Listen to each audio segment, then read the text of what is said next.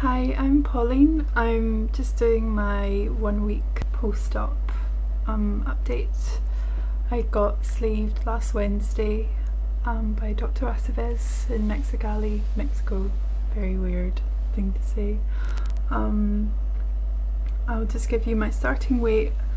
I know it was higher than this, but I didn't weigh myself at the time, so it was 378 that I noticed it being the highest, which is 27 stones. Big shock that day. And my surgery weight was 356 pounds, which is 25 stones 6 pounds.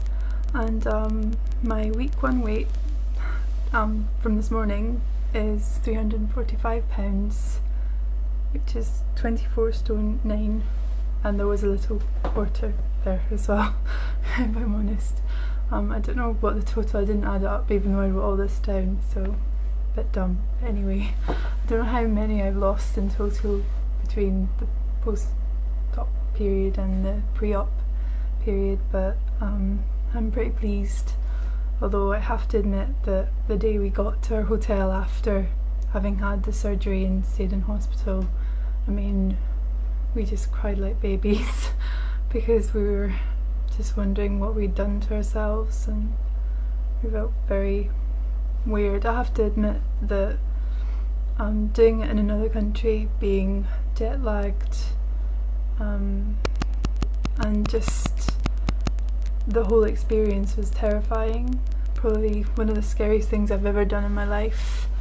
And it also, I don't know,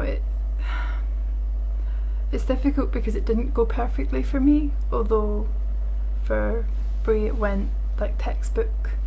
But I had some problems with the spinal block. You get a spinal block to help with the pain after surgery, so you get that before as well as being knocked out when you go to Dr. Aceves. And although he was great, and I've had no problems with my sleeve at all, apart from getting used to it obviously, but the spinal block didn't seem to work on me, so I was in a lot of pain, and I'm allergic to morphine and other opiate based medicines, so I was very in pain the first few days, but it did go, and I was able to get by with just the kind of okay medication that I was allowed.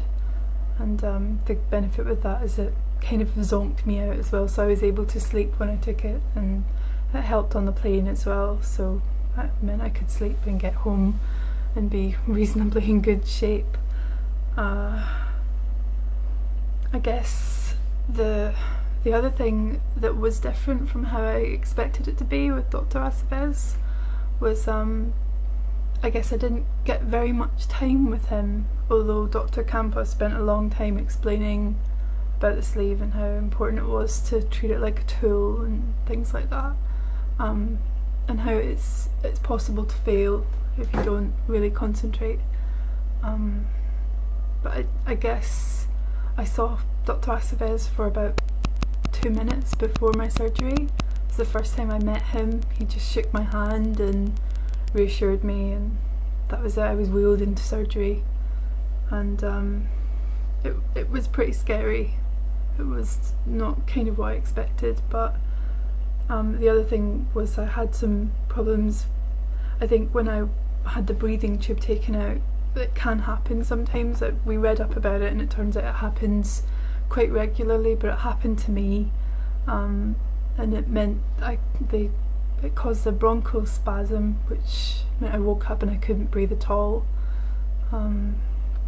But either I was sedated or I zonked out, and they brought me back anyway. I was being nebulized regularly because I have asthma, but I have such light asthma I really didn't think it would be a problem.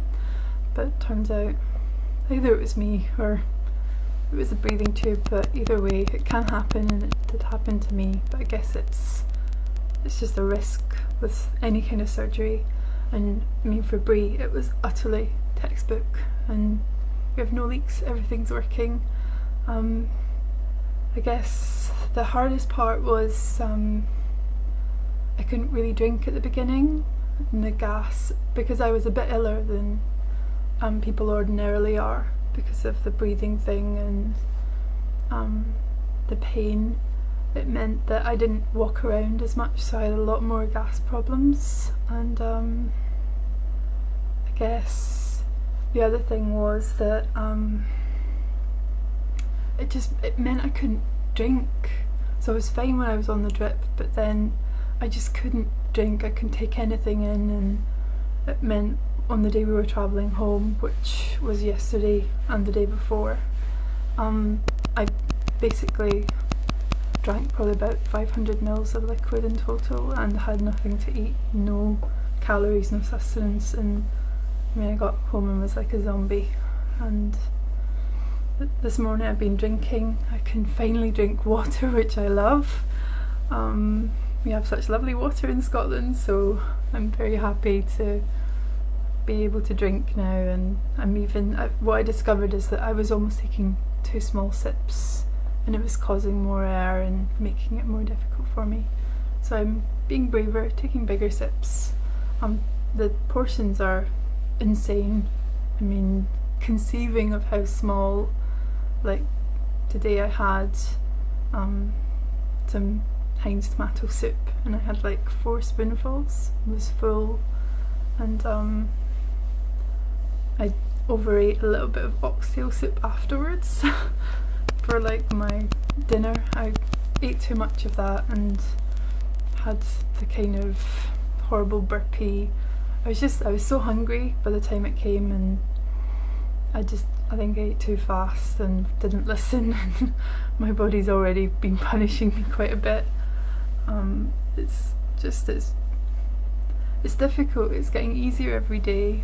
So for everybody who's thinking about doing it and might be a tiny bit scared, it does get easier every single day. It's hard at the beginning, and you will wake up, like I woke up, we woke up, and we're like, why on earth did we do this? Why on earth did we risk everything for this? But it's working, and Bree's lost even more than me, and we're kind of thrilled about that side, and it's kind of effortless.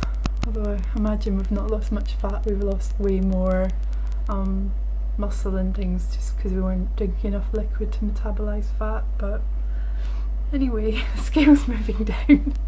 That's all I care about, really. Not really. But anyway, I think that's about it. I just wanted to say thank you to Shrinking Susie Q, or Susan. We got your bracelets and we're wearing them. Thank you so much. And I'll send you a little Scottish treat soon. I think that's about it. I'm alive, I made it. We both did, and I'm pleased. It's a new beginning and an end of yo-yo dieting. I can't do any more of that, so into that, thank goodness. Okay, take care, bye.